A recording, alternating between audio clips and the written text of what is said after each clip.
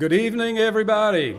It is Tuesday night once again, and as usual here at Knox Makers, we do show and share, where we show projects that we have finished, projects we are working on, and projects that have failed, because we can learn from those as well. So all of those fun things we'll be presenting tonight. We also like to welcome the people on the internet who are streaming this. So we always say hi to Rosemary and Dodie. Hello. Hi, Rosemary and Dodie. So since we have a very long list tonight, this should be a very exciting program. We're going to get started with Maria, who has a twill woven trivet. Trivet. Trivet, sorry. I know. You and Isaac tried to pull a fast one on me. Trivet, I'm sorry. Okay, here we go. Okay, where's the stool? Okay. Well, a few weeks back, I went to the Tennessee Basket Convention, and one of the classes I took was something that I was afraid to do for 20 years, and it's called a twill. And you sit there with a, let's see if I can put this here, something like this, and that is what guides every position of the reed. I selected the darker one. It's actually, this is how the back looks, and that's how the front looks.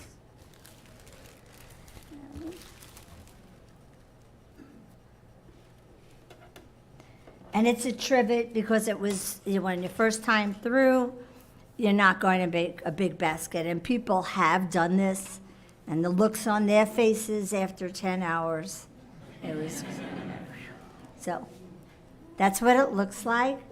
It's my first one. It's cut so that if you'd like, you can frame it. It is made out of dyed reed and natural reed. And the reed is actually not flat, so it makes it a little bit more difficult, but it gives it some body and position. It's called flat oval, so it is flat on one side, and the reed is then oval on the other side. And it's called a 4-1 twill. So what's happening, if I could figure out what's the top, you're counting, I should have brought something to point, 1, 2, 3, 4, and then under 1, 2, 3, 4, and then over 1, 2, 3. And then there's a different position on this one, and then 1, 2, 3. And it is mind-boggling, and it is amazing the types of things they can do. I had something that showed a couple of them. Sorry.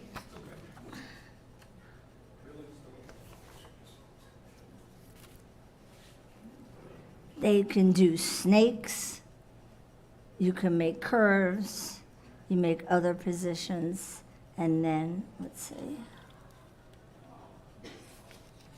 There's a lot of mathematics in it. And it has to be done then on graph paper. So you can position where is the natural, like in this snake, you have the natural coming through along the middle. So you have to figure out what's the position of that, so you will see that. And yet, here are some of the more intricate ones that are made. People were making, I believe, something similar to this basket or taking mine, and it was also on the sides as well as on the bottom. These took more like 10 to 12 hours. And this one was 4 hours, plus another hour that the teacher stayed with me to get it done. But it was also pouring outside, so I'll pass this around. Thank you.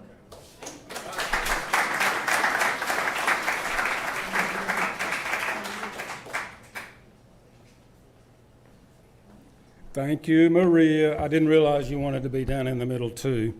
I just moved Isaac down a little bit. But now, since he tricked Maria, I'm going to have him come up and show us Satan's leering head.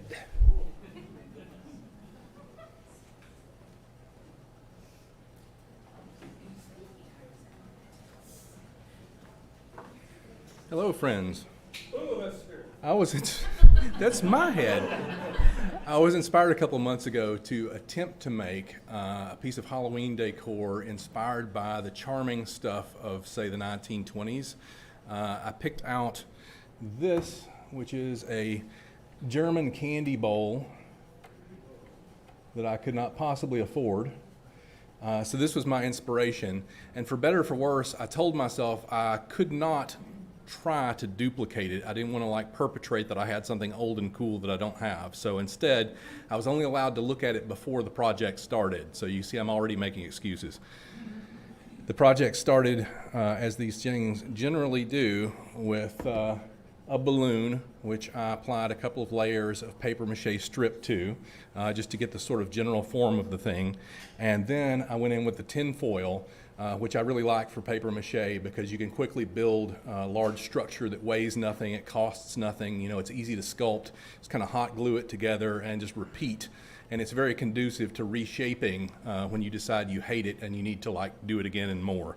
So at this stage it was pretty close to okay, and so I decided to move on and I started applying the paper mache pulp over it, which is the sort of the clay equivalent.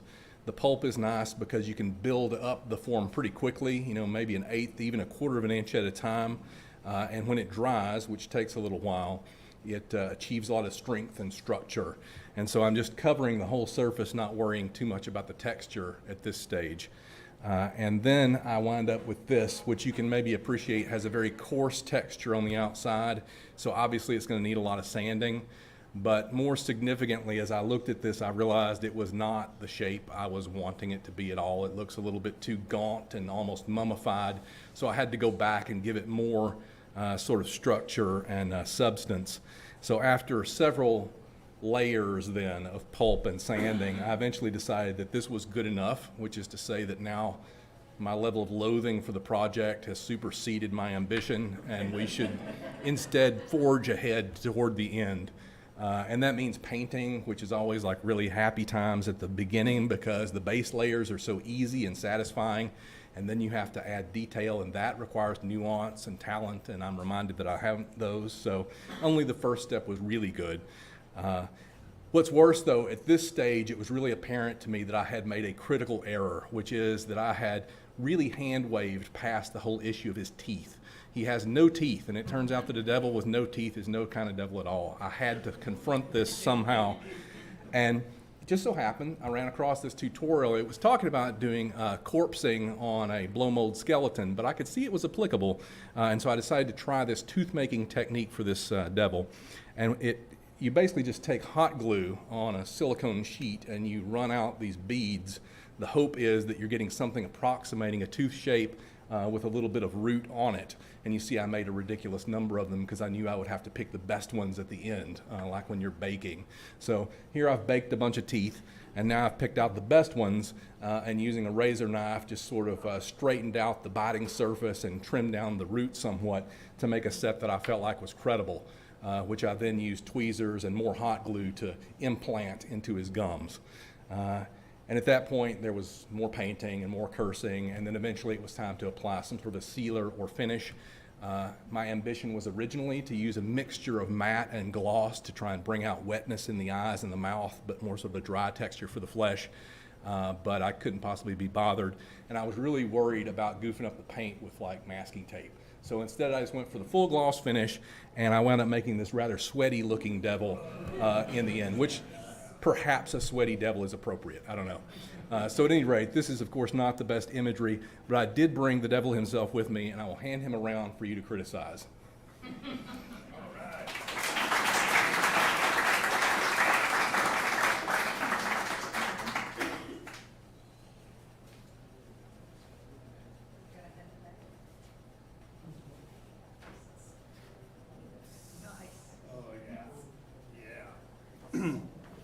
All right, that is an excellent leering head devil, indeed. Okay. Next up, Sonia with a mobile, how do you pronounce that? Mobile hummingbird feeder. That's the important part, right?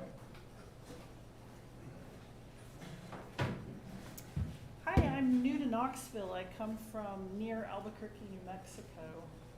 I moved here in July, and I've been to one other event here, your Newcomers Night. And I thought I wanted to share with you, I'm Sonia. I thought I'd wanted to share with you one of my passions, which is I really love hummingbirds. And this is from my house in New Mexico. That way. Okay. Yeah, from my house in New Mexico. Are we going to get focus?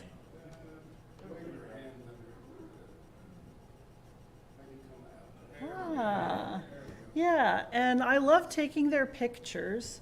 And I had four feeders on my deck because they're very territorial and they like stealing each other's food and defending feeders against each other. There's 3 species in New Mexico. And when I take the feeders down, my hummingbirds, they kind of go bonkers. I'm also an artist, so those are watercolors. These are the 3 species. This is called a rufous. This one is a broad-tailed, which looks as close to the ruby-throated as, And then this last one is called a black-chinned. And those are watercolors, and those are the 3 species that I had in my house in New Mexico. So when I would take the hummingbird feeders down to clean, the hummingbirds would rage on my porch because they were really angry, no hummingbird feeders. So I thought it would be really fun to make a hummingbird feeder hat, my mobile hummingbird feeder. It has 2, 4, 5 hummingbird feeding stations on it. And this is version 2.0, and I'll show you version 1.0, if I can find it. Yeah, because version 1.0 is lost somewhere in my luggage. Because, I just moved, and moving, come on, focus. There we go. So that's version 1.0, which I use different technique, different feeders. These are commercial little tubes. They're really expensive. They're made of glass. They're breakable. And version 2.0 is what I'm wearing. It's made out of medical centrifuge tubes that have red lids. And I just used a hot paper clip to melt a hole that's the size of a hummingbird beak into the tube. And then I use a little dropper bulb to open them up. And I put hummingbird nectar inside. And then I'm off to the races. And I have one more thing to show you. Let's see if this is going to play. I have a video. Okay.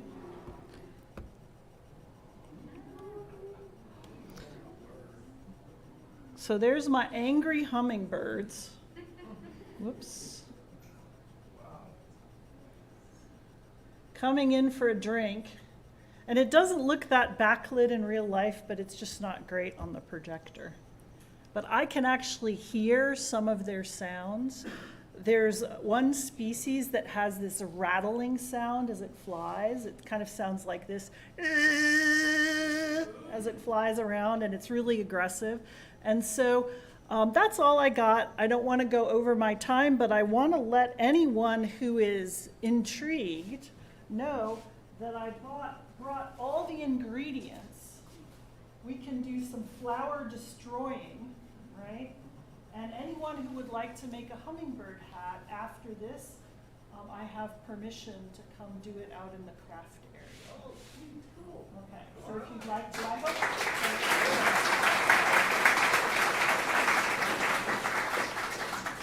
don't think I want to pass my sweaty hat around.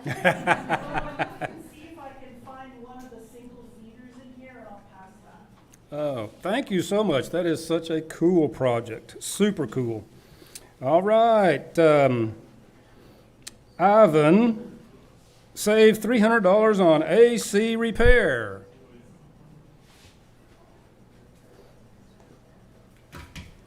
Hey guys, how are you? So everybody was dealing with our heat wave that we had last week, and of course it's stopped now. But my AC decided to completely go out.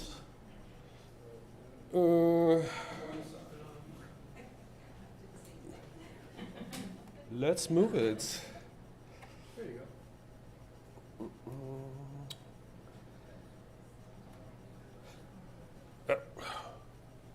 I guess should go smaller. You can make it smaller. We can? We'll just exit out. So basically, my AC, I have a two-story house and I have two AC units. One is for the upstairs and one is for the downstairs. And upstairs unit decided to completely poop out when we had a 95 to 100 degree temperature. I woke up sweating and I'm like, oh boy, this is gonna be fun. So basically going through every single time you're trying to do any kind of AC repair, check your filter, check your breaker. Sometimes it's literally with the power outages, it can shift over it. And then if your AC lines get frozen up, that's just dead giveaway. But all my stuff was perfectly fine, and I'm just like, it has to be one of the corporates, and we'll get to it in 2 seconds. So this is kind of like what the AC unit kind of supposed to work if you have the second story home. If you have a furnace and AC in the attic system, and you have the fan that runs to outside. Then this is if you have a single, one floor house, that's basically you're gonna have all in one. And this is pretty much, everybody understands how AC works. I'm not gonna even go through it, and we don't have time. But this is my AC unit that decided to completely go out. So the fan was working upstairs, but it's not working, it's not pulling in cold air. So before you do any kind of work, remove the power breaker. That is a dead giveaway. So remove, so you don't shock it, because you are 240 volts and you will charge yourself. So when you basically it's literally 2 screws, and this is the back panel that just have to be removed. And there's usually just the 3 parts that will be corporate what's going on with your AC unit. So the first unit you will see is just the magnetic controller, and it just powers it up. It's the same picture of the same thing, just one from the side and everything. There's actually a button in the middle of the controller where you can carefully, with insulated screwdriver, touch it and see if your fan will kick in or your condenser will start working. It's not workaround because you can burn the motor really easily, but it will tell you like something is off on electrical. And then of course you have your capacitor, which is 9 out of 10, any AC issues, this is a little bad boy that's gonna go out.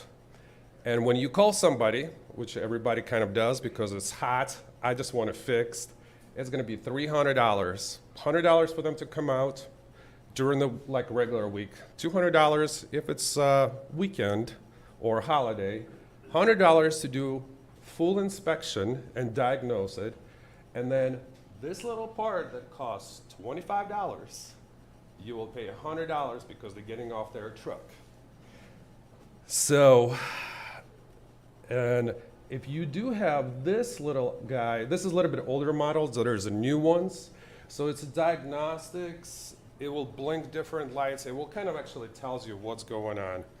So as you disconnected the power, you can remove the capacitor, and this is exactly what it is. This is the bad capacitor that we have. And as you can see, there's 3 connections. There's a common right there. This is where 120 and 120 will connect. Then you have the HERM, which powers up your compressor. And then the fan, which is basically spinning. And as you guys can see it, like you guys can't really see it, but this one, it's kind of starting kind of bulging up, like oil residue. So it's kind of like a dead giveaway that it's just like it's pooping out, basically. So if you at home and you don't have the HERMs to test it, you can actually test it with a regular voltage meter. You just need to check on the resistance. So we're gonna go to resistance 2 mil. We're gonna do, you basically do, this one should be black, but it's red. That's mine. So 1 on the comp and 1 on the HERM, and you can see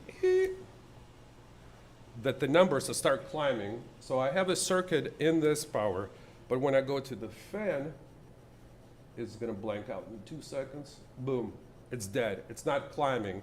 So this fan in the capacitor is completely pooped out. So you go to Granger off the Middlebrook, you pay them $25, you bring the part, they'll look at this, they will give you the exact same replacement. You go back, you plug it in, and you see it will work. That is it. Any questions? I'm not an HVAC tech. By the way, let's make sure, realize that capacitor is high voltage. Yes, oh, I forgot to, You're not going to charge that, you can kill yourself. yes, so before you basically, I forgot to mention this, before you unplug anything, you can take the screwdriver, you can take any kind of electrical with plastic, and you basically touch between all the connections, as many as you can. This way, it just discharges this. The capacitor is basically stores energy, and like the gentleman said, it will shock you, and because we are 240, it will definitely shock you. All right. Thank you.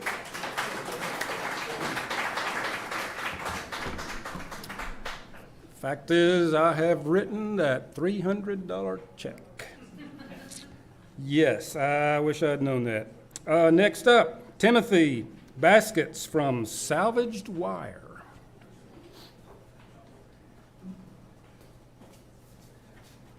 Good evening, everyone. I'm Timothy. Back in 1979, in my last year of Cub Scouts, I had 2 merit badges. First aid, which was required, and basketry. So in a way, this is going back to my roots. I've always fiddled around with my hands. I've always picked up stuff and just kind of twisted them together, played with them, whatever it was. And somewhere along in the past, just actually literally the past couple weeks, I was cleaning out the workshop, getting ready to get rid of some stuff, and I came across some bins of old kind of salvaged wire, leftover pieces, security system that was taken out of a house, came with hundreds of feet of signal wire. And I thought, well, surely I could just make a little basket out of that, and so I did. There is, come back out a little bit. I want to go the other way, thank you. So this, there we go. So this basket is made out of 4-strand telephone wire, signal wire, woven around a 10 gauge. I just had these strands of this gray thing here. So this is a basket done on a simple twining weave around the ribs. And this took me 90 minutes. It was a pretty quick job. And I've got a lot of this wire left, so I'm going to continue to play around with doing baskets. I just love putting things together with my hands, whether I use them or not. I twist together grass stems while I was sitting out having a picnic and toss it off to the side later. What these look like in a raw form, this is signal. Right there. It's this signal wire. This is just pulled out and saved because who knows, right? I'm going to need it. So I've got 20 pounds of this stuff. If you open it up, you get the small strands that are inside of that. So this is, I don't know what gauge this is, 20, 24, somewhere, small gauge stuff. It's solid core, so it bends and keeps its shape, which is interesting. And then I can take that. See if I can do this without stabbing myself. There's another method. So that one was just a twining thing, kind of two strands kind of woven in between the ribs. This is another basketry technique. This is a coil technique, and this is just started, but you can kind of imagine where this goes. You just keep going around and around in a strand, using a thread wire to kind of bind it all together. And that thread, this black thread, is exactly what I got out of the signal wire. So I'm going to keep playing around with basket weaving. Anybody else is interested in that, come catch me, talk to me. I'm not here a lot, but I'm certainly willing to collaborate on things. I've got quite a bit of this wire at home, and I know there are thousands of feet of Ethernet Cat 5 out there. I could make some nice baskets, right? Yeah, questions? Have you considered doing it Underwater? It has happened. It's not a primary profession of mine, but yes. Yeah, in the back. Yeah, so I have. This requires much too much time to strip the PVC off those wires. But yes, I think then, and with a bare wire, of course, that would age and have its own attraction. Yeah. Yeah. On the subject of doing things that are going to take longer than they should, you thought about running just a trickle of power through it and then getting some LEDs up in there so it's functional basket and art. That could be fun. Yeah, there's a lot of those sewable electronics that you can kind of embed into things. Yeah, and since you mentioned running electronics through that, you could just put a little conductors on there. We could heat up some contents in there, right? A little egg warmer or something for you, right? Anything else? All right. Thank you.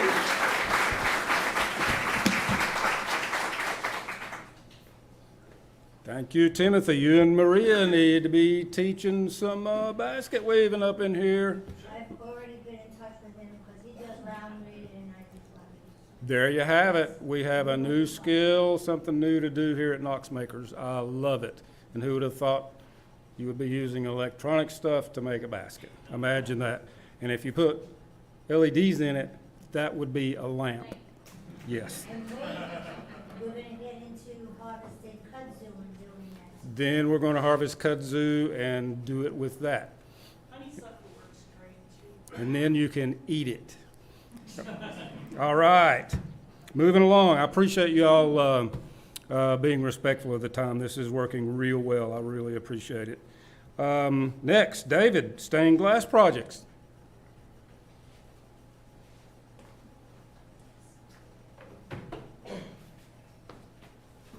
Speed bumps everywhere. So Knox Makers actually teaches a stained glass class, and I've only spent, I don't know, I'm trying to think, an embarrassingly long time since I taught myself how to solder.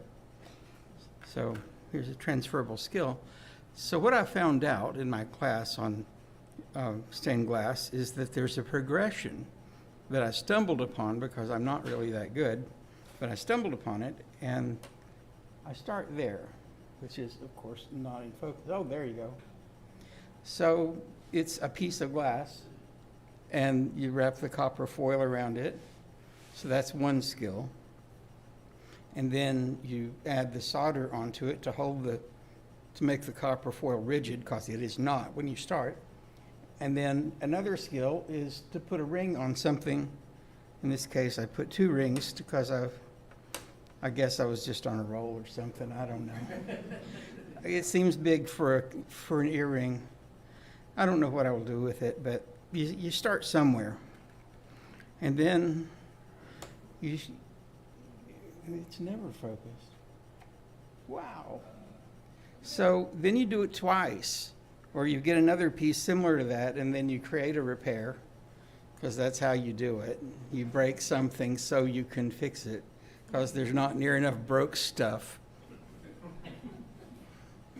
So you do the same thing with this, and then you put them back together again. So far so good. I learned a thing. I can get it wrapped around and I can put two pieces together. And then, because I'm completely unimpressionable and have no idea what the internet is, you'll like this one. I don't know how to zoom out now, though. Go the other way. All right. Oh, there it is.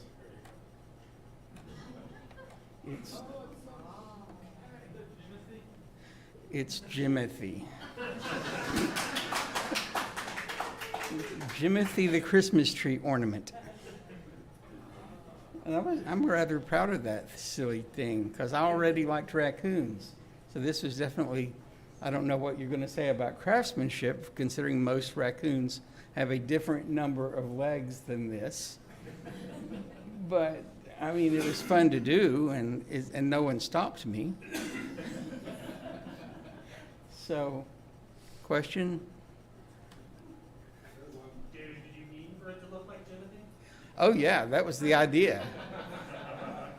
It's like as preposterous as it may sound, I actually did intend to make a Jimothy Christmas ornament because it's like I understand there's actually more than one Jimothy, but he has a different name and he's somewhere else. But this is because I didn't know that. This is the original Jimothy Christmas tree ornament, and I still don't know any better than to just do stuff. So it took about the whole class, or about 3 hours. It's usual to do all three of these. It helps that I knew how to solder already, and that seems to be where the learning curve is, because the cutting the glass to size is a fairly flat curve for learning, and the milling the sharp edges off that transfers nicely from woodworking and other things. It's the same kind of idea. So everything considered, I'm all about stained glass stuff now too. Yeah, okay, yes. Well, we'd invite you to try to take the pickles and peppers course and you can learn how to do decorative solder techniques on top of your stained glass. I'm game. I don't know any better, and I sure haven't learned any better. Thank you.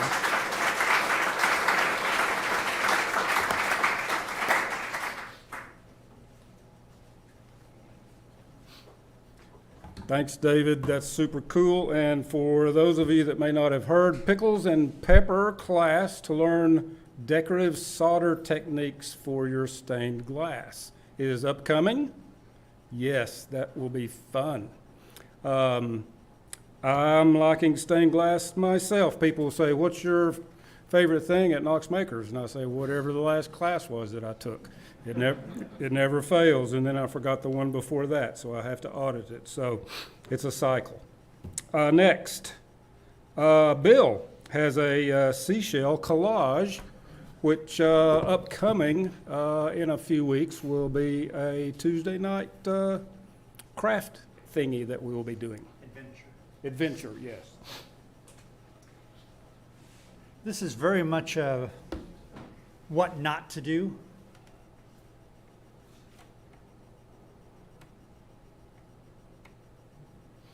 Okay, so I am a woodworker, wood carver, playing with the blacksmith.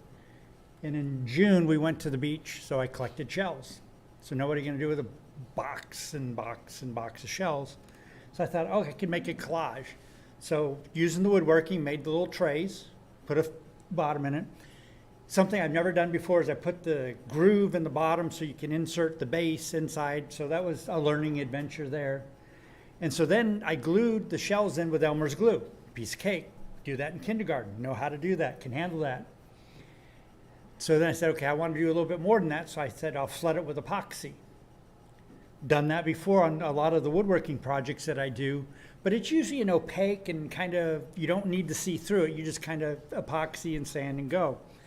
Learning curve number one. Filling a tray takes way more epoxy than you thought you were going to use. So that's about 12 ounces of epoxy. And it's $50 a gallon, so therefore it added up to a big number really fast. Number two, you use a heat gun to pop the bubbles in the epoxy, because when the chemical process goes and it cures, it makes bubbles and you've stirred it and it rises to the top. And use a heat gun and it pops all the bubbles. So I'm out in the garage, I'm popping bubbles, they quit coming up, so I go inside, take a shower, I come back out, and I have a lot more bubbles.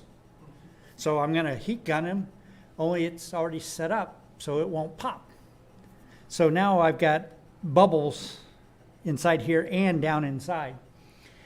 Really kind of hard to see it on here, and the reason is, okay, I didn't get a good pour. You can see in the corners where it's low, where it was high up on the side, so therefore you sanded, and when you start sanding, 320 grit is not enough sanding on epoxy to make it clear. So now it's opaque instead of clear. So now I have to go buy some bigger grits, more fine sandpaper to start polishing it so I can actually see through it now. Now on the positive note, I use walnut, so it looks absolutely stunning. The wood is absolutely gorgeous. I learned how to do the grooves in the bottom, and I've learned what not to do when we come in here. We'll just pour over the top of the shells and leave a ridge around it on the tray. This could either be set up on the end, just on a shelf. It's not going to fall over, it'll just sit there and you can display it there. We can go onto the back and put a D-ring or some sort of a little hook and you can hang it on the wall. But there's a lot of opportunities on how to use it to display it, but we know what not to do. And so Russell mentioned that we'll do this as a class coming up. I'm leaving town for a while, so when I get back, we'll do that. I've made 14 of these little trays that we'll use out there, and we have buckets of seashells, so we'll be able to fill them up and do that. And Russell's gonna buy the epoxy, so we'll, oh, excuse me. Someone will be buying epoxy that we can flood it. So we can flood it and do that and have a finished product when we get done. The other good thing that I did do right is I lined or caulked around all the gaps, because epoxy being liquid like it is, it likes to escape. And if you don't fill every hole, you might come out to a large puddle. And with epoxy being $50 a gallon, that's an expensive puddle. But you can use it for a coaster. But any questions? Shoot. Before you put the shelves on the backboard, did you fill them with anything, or was there just pockets of air under the shelves? Pocket of air. That's why we get bubbles. I used Elmer's glue to glue them down because stuff floats. And with a liquid epoxy, you don't want stuff floating in the, you want it all set down. So, if you do a seal coat first on the stuff that's in there, especially on wood, then that actually prevents all the bubbles from coming out of the crevices and such. Oh. So you do a really thin layer first. Okay. You can use something like CA glue, which will also do it. Right. And then the other thing that can help maybe the case of that, if you've done the sealing, is you get slower set epoxies, but the bubbles will come out easier. To your point, use a heat gun. If you heat like that, you may want to use other, depending on what you're doing, a pressure chamber or a vacuum chamber. Oh, that's too much work. I thought I saw a couple more hands. I really am not a big fan of sanding epoxy. Do you think you could just take another very thin liquid layer of epoxy and cover your messy Okay, top so with it and my let it learning clue is, thing here is we're gonna leave a gap from the top of the box down to the shells. And so you just pour the epoxy and leave it go. Yeah, because I don't think I'd want to sand it. It's kind of, I have a dust extractor and a very nice sanding mask. So and I also bought a Bosch 6-inch turbo random orbital sander. It really, it works good.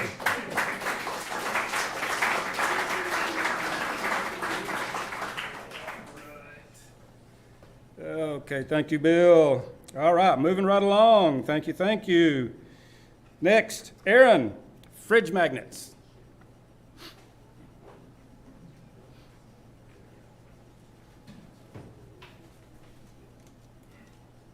So this is something I've been making with my two girls. I tried to talk them into coming here with me tonight to present since they did most of the work.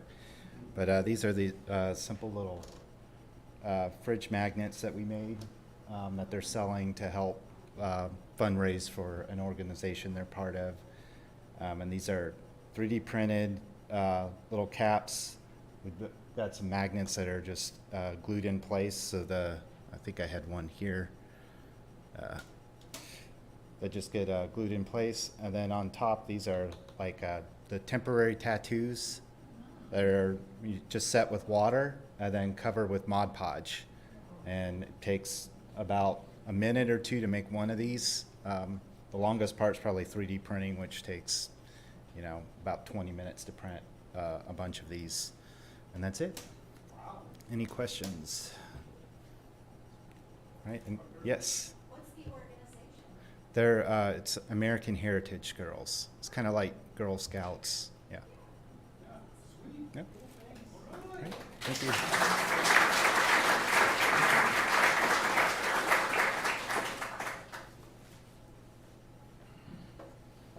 Thank you, Aaron. We need to see if those will fit in the capsules for the Mystery Machine for market coming up. That would be a great idea to put in the Mystery Machine. All right, next, James, prototype spell book.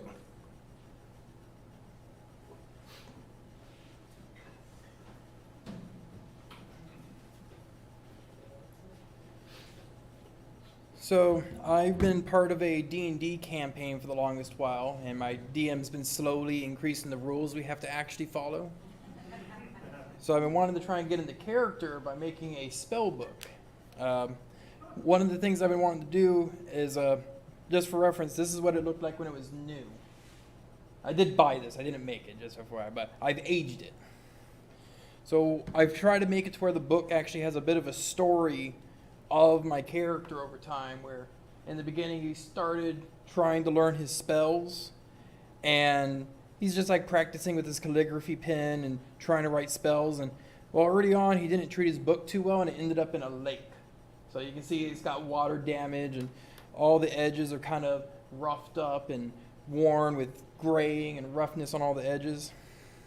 But the other thing I've been doing is I've been working with, I've been using Claude to try and come up with sigils that explain all the stats of all the spells. So, let's see, how do you zoom here? So if you look in here, this tiny symbol tells me this spell has a range of 30 feet by 3 ticks, 2 actions with the 2 ticks. That M there means it's electric, with 2d4 dice, can target 2 targets with a reflex save, and it's a cantrip. So all those stats are in this little symbol, and each spell ends up with its own unique stat. So what's it's Force Barrage. This one takes 1 to 3 actions with a 120-foot range, 1d4 per action plus 1.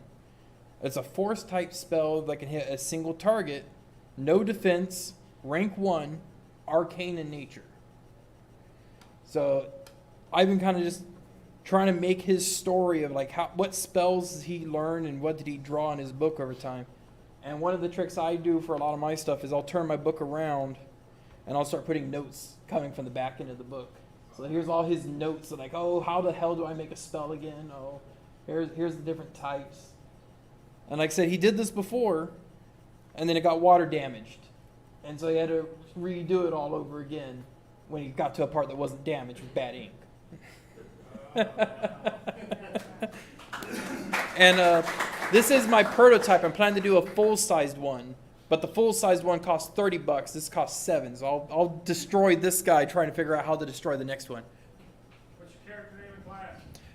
My character is Vasu, a gnome wizard, who has a small owl companion who's able to go out and scout ahead.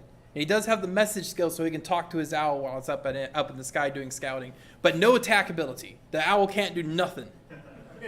Yes. They're gonna make coins? The what? Oh, make coins of the symbols? Yeah, I mean, it's already round. We've got it. I mean, I could. 2 or 3 ways to make a coin. I mean, I could. That would be great. I tried printing out stickers for tonight, but the sticker paper kept getting jammed in the printer. But 3 or 4 ways to do this. yeah. Anything else? No. All right. All right.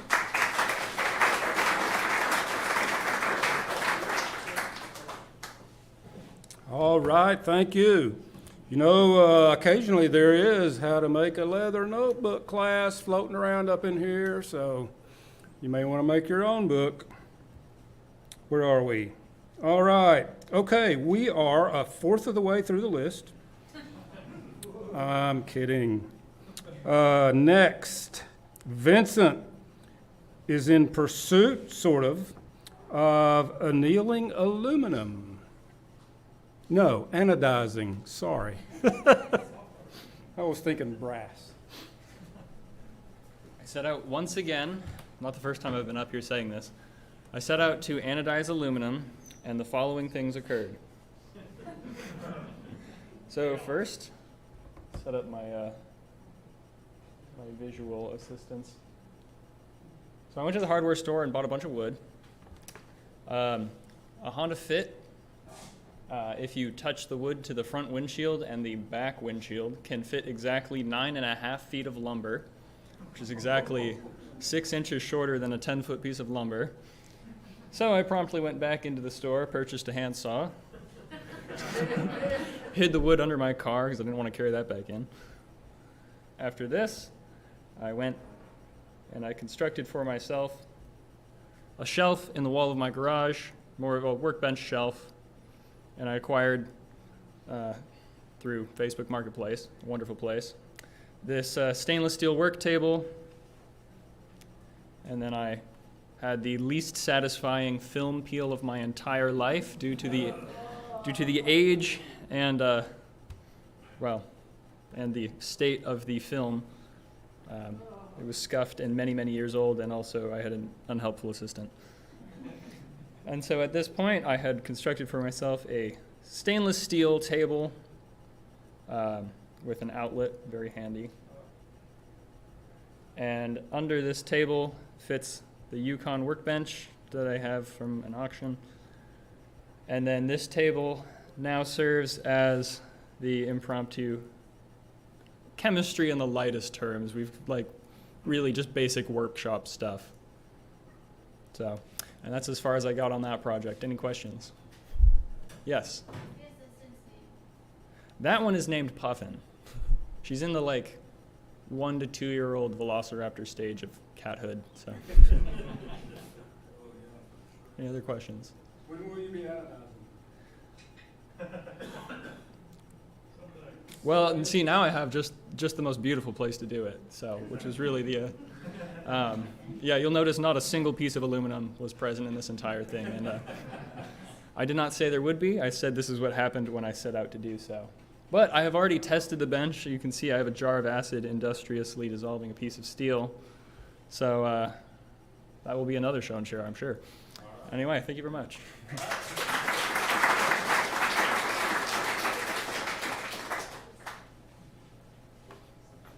All right, exciting stuff. All right, here we go.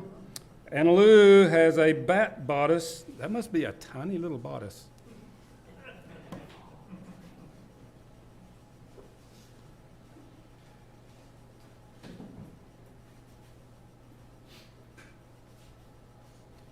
Okay. Hi, I'm Anna Lou. I like to make art and do crafts, and I'm also a tattoo artist, which I told you about last time I was here. Okay, is it upside down or rise up?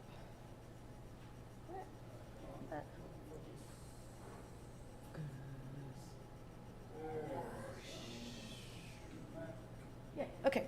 So, about 2 years ago, I started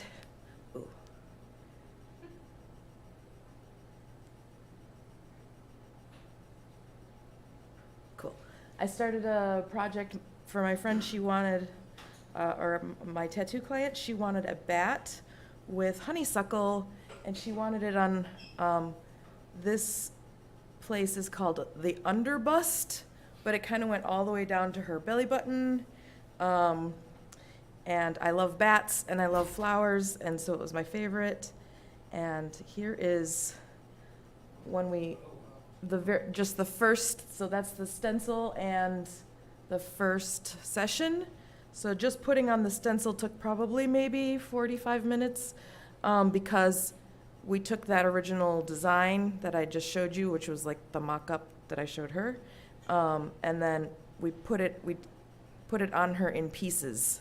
So yeah, that was, and then she really liked mushrooms too, and I like mushrooms. So it's got the honeysuckle and mushrooms. And this is the finished project. And I liked it so much. And I used to do costume design, and I showed you before I've been doing embroidery. And I said, I wish I had it, but I don't have the space to have it tattooed. So I'm making a bodice. Whee! No, other way. Whee! Whee! So this is, I'm embroidering. And here is, I've started with his wings and his face, and then I just sketched it on this muslin, but I kind of really like the way the color of this muslin looks. I put it on, I had a pair of pants that were, it was too hot, so I turned them into shorts, and so I cut the pants into just these, the bottom part of them into these strips, and then so I used it as this sort of stabilizer on the back of this muslin, and I really like these two colors together too, and I've been just really enjoying hand sewing things instead of machine sewing things. I do machine sew, but so all of this, like, I just really like how it feels, because I think I might be practicing for the apocalypse when we don't have electricity or machines, and it's like, how do we take all the things that we have and, you know, put them back together into something, this isn't really functional, it's more decorative, but into something. But, and then I found some beads and stuff, so this, right, other way. Right. He's got little sparkly eyes and a little sparkly tongue, little red beads on his tongue. And then I'm gonna do a crescent moon there. Oop, my 3-minute timer went off. And these are just the pieces for the side. So it will be like, Go over on the other side. other side. Yeah, so When you wear it, it'll be like this. And then these pieces will attach to the side, and then probably corset style, like with the grommets, and lace up in the back. Maybe a zipper, maybe grommets.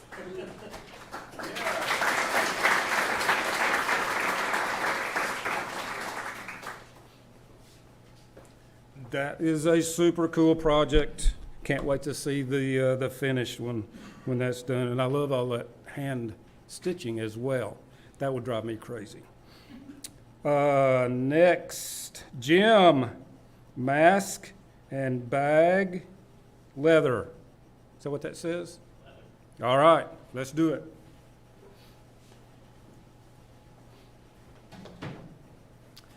Hello, everybody. I'm Jim.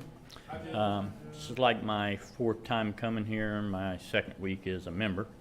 Thank you all.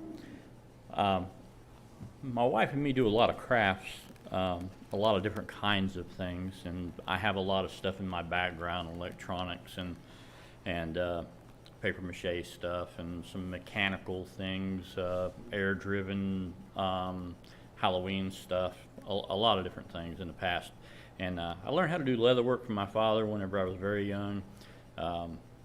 And he was a master. I'm not near as good as he ever was, but I did leather work for a little while, and then for like 20 years I didn't really do anything because nobody wants to pay for a $50 wallet whenever it's handmade anymore, or $60 or $70 belt. But recently, about 5 years ago, I found something I thought would be interesting. I started doing it, and it's leather masks. I buy patterns from Etsy and some other places. I actually do some armor and things like that too. But they're mostly like cosplay type things, or just people that don't have anything else to do. But this is actually, if we can get it to work. Yeah.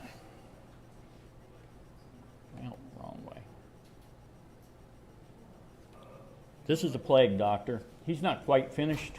He doesn't have straps yet. Other than that, he's complete, but he needs straps. This particular one, I was working up to make it look like it was kind of put together in an apocalypse, to quote somebody else. And so it doesn't have matching colors. It's all black. It kind of looks a little blue there, but it's all black. But there are different kinds of black. Some of it's polished, some of it's not. There's rivets, there's sewing. Sewing leather is by hand is kind of a talent you have to learn by doing to keep the stitches tight and right and all of that. This has actually got nice stitching. The bag is a little more complete.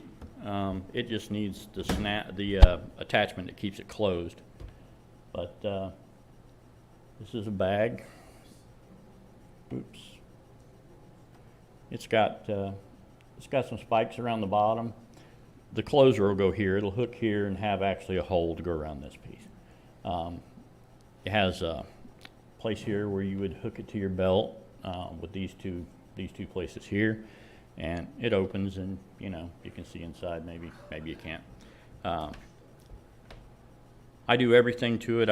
I dye it, I cut it out, I punch the holes, all that by hand. I don't have any real equipment to speak of, and you couldn't really sew this stuff with a machine because it's closed and things like that. So that's that. I also wanted to show you, I don't really consider this real leather work, but I like to show off. So this here was actually a piece of chest armor for a woman, but I cut it down and made a bustier. And this actually has some real tooling.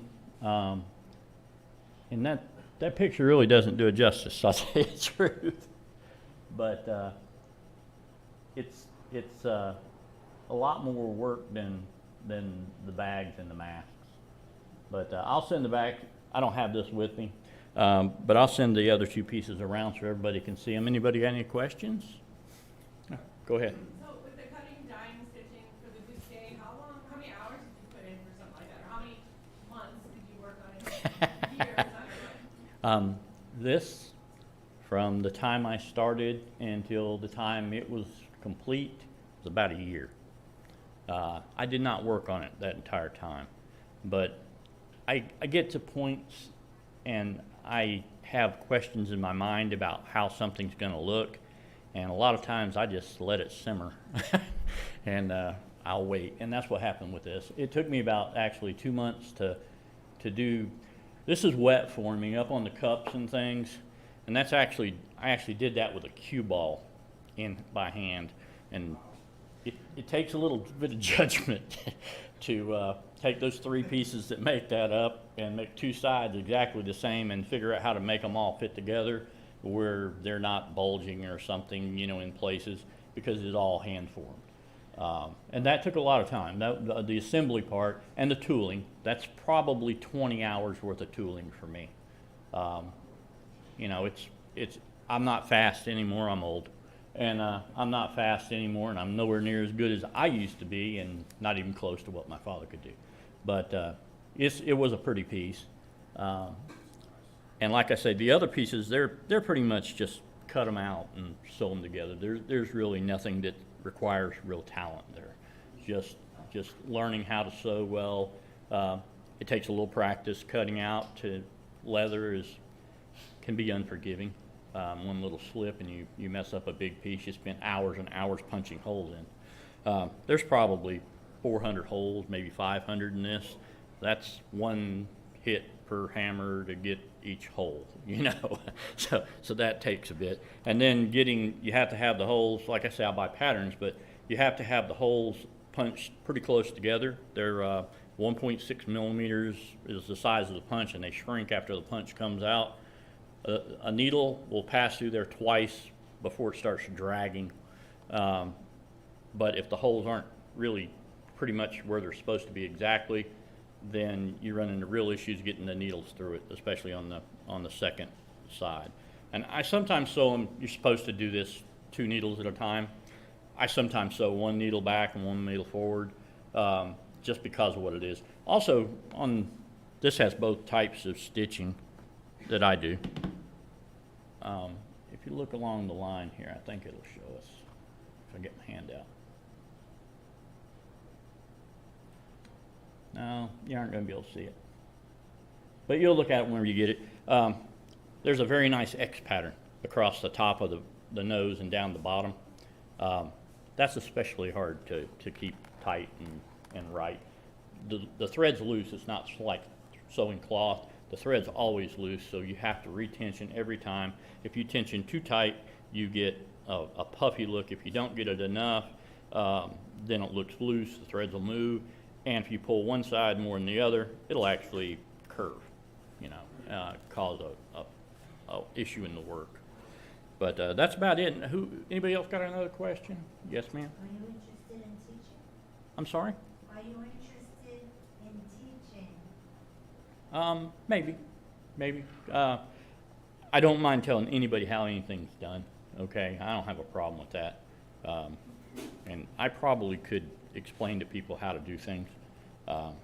Mostly it's just a matter of getting it and trying it like any other craft, you know. It's nice for somebody to tell you ahead of time, don't do this. You know, and I have learned those things through the years. I'm 65, and I learned how to do leather work when I was 7. So I did it for a long time. How we used to make a living, our whole family would sit around in a circle and sew leather and make cast nets and do other things because we were poor. But yeah, anybody else? Thank you.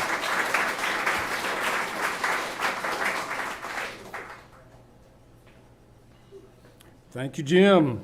And last but not least, Steve has a shadow box. Where'd Steve go? There he is.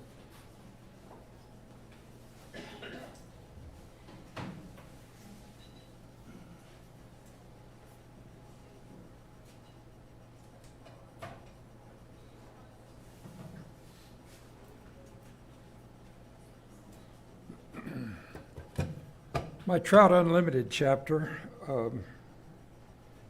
sells boxes of flies at the Appalachian Craft Shop.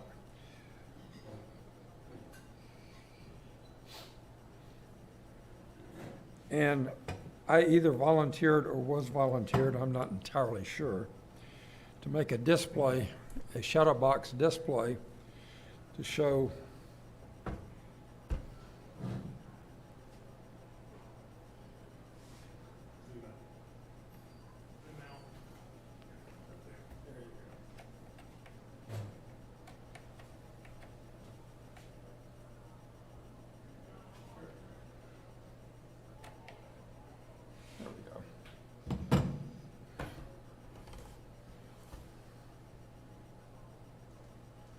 So as you can see, I have not fully populated the flies yet, but I have made the shadow box.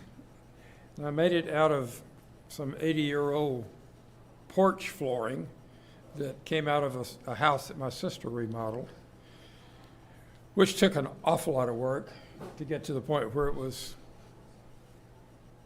it looked like this, because it was pretty nasty. And I've had to develop a bunch of things to make this happen.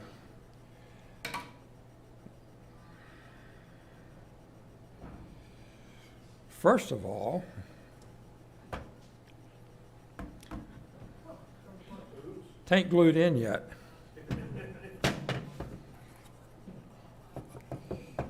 I also have a smaller shadow box that I'm planning to use for gifts and perhaps as a little income stream.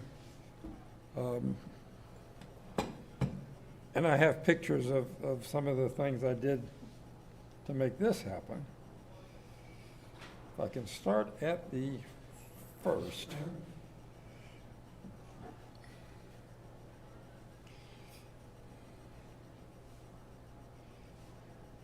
Okay, first thing I had to do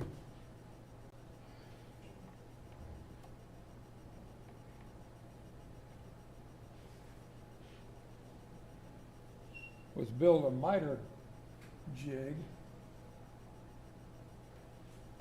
for my table saw to be able to cut miters on that actually close. Chop saw comes close. I suppose if you've got a shooting board, you can make it close. But with this, I can basically get the opposite ends of the box exactly the same length.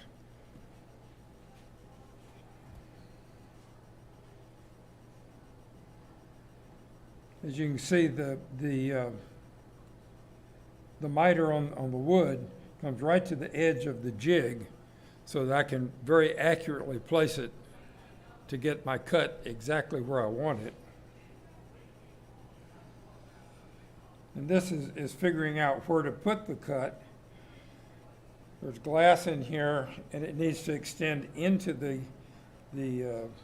slot for the glass. The glass is captured.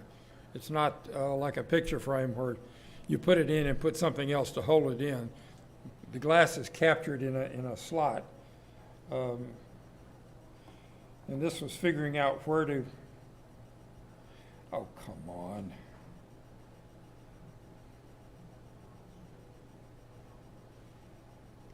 I've lost my place completely. Anyhow.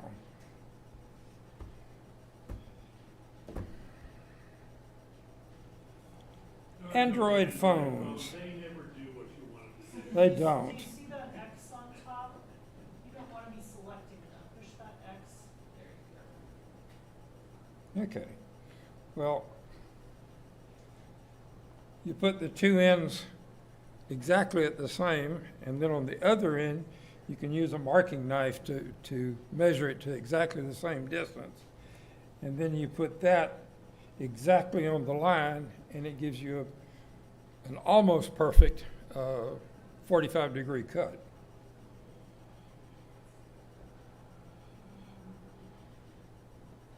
You can see where I've got it there. Gluing it up is a problem. I cut these boards and cut the channels into them in long pieces and then cut them up and kept the pieces together so that there may be minor variations between one board and the next. But also I'm trying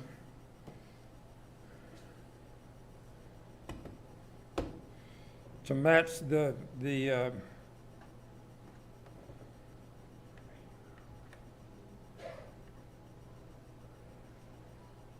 grain around the corners. And it works on some of them better than others. That's pretty good. That's almost good. That's not. But the idea is to try to do basically a circular waterfall effect when you put these together. And for these, I expect I'll be putting 4 Great Smoky Mountain flies, favorites. I'm trying to sell them at the craft shop, and I don't think I'll have enough made to make the Maker's Mark, but maybe next year. One other problem I had to solve is how do you get these flies to sit right where you want them and stay there? These are fairly well fastened down. And the technique that I came up with, I got some very tiny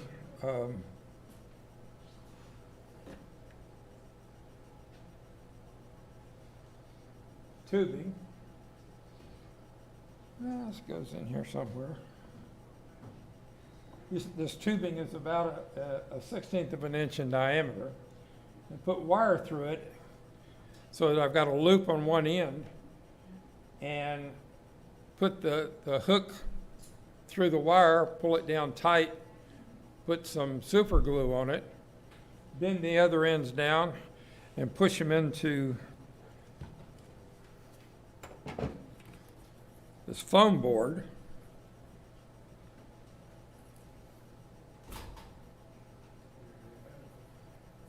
So that it wind up looking like that. And how that's it. Fishing flies are not like real flies for an insect display where you actually push a pin through the fly and stick it into a board of some sort. There's nothing to push a pin through. You've got the figuring out a way to hold it in place is a serious problem, and I think I've come up with a pretty unique solution for that. Any questions?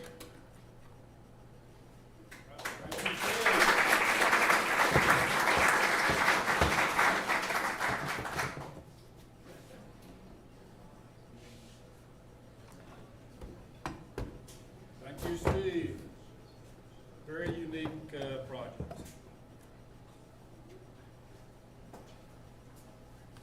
All right, thank you all so much for making this happen and getting us out by Thursday. Worked out really well. A couple of notes. Please, if you don't mind, help with cleanup after the meal. We usually have a mess of sorts. If you could help out with getting that done, a lot of hands will make short work of that. Also, upcoming events. Does anybody know what's happening in October? Makers Market. Yes, Makers Market. All right. I can't believe a leaky didn't scream. She was admiring the art. There will be plenty of art to see at the market. Between now and then, please be promoting such. There are flyers, bookmarks, things on the entrance table. Tell everybody you know and everybody they know about the market so that we will have a great attendance. You can make things for the Maker Mystery Machine. Get with Aliki or me if you want to volunteer to do some work. There again, lots of hands will help out. Aliki, do you have anything that we need to add at this point? Joining the channel is the path to everything. Yes, join the channel on Knox Makers chat, formerly known as Mattermost, probably still known as Mattermost. Anyway, join the chat. That's where you will get all of the information. And you can join the volunteer chat as well. We've mounted the bulletin board in the back, which will be changing soon to list all of the projects that we have upcoming, and there is a long list. So if you're looking for opportunities, that's where you'll find them, as well as on the chat. The board is, I don't pay any attention to it now, except for where it says Fall Market. Also, I'll just mention a few of these. We have a lot of social activities going on. For example, as the lathe turns on Thursday, for lathe type people, there's a Make a Simple Leather Bag. We have Cam Jam on Friday.